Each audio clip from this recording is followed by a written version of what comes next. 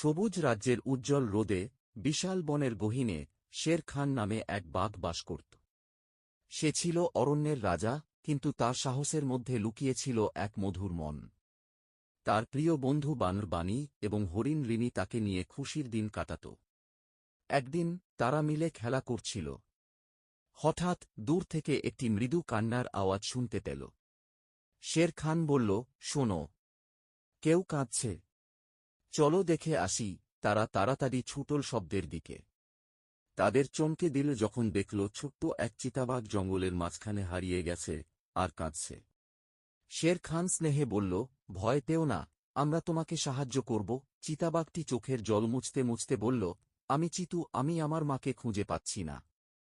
শের খান, বানি এবং রিনি একসাথে চিতুকে সাহায্য করার সিদ্ধান্ত নিল।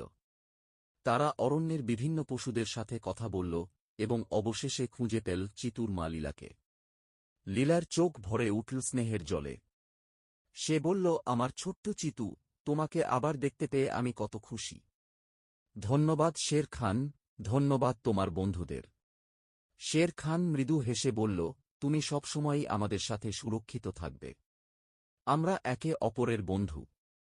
এই ঘটনার পর শের খান এবং তার বন্ধুরা আরও বেশি বুঝতে পারল যে বন্ধুত্ব এবং সহযোগিতার শক্তি কতটা বিশাল।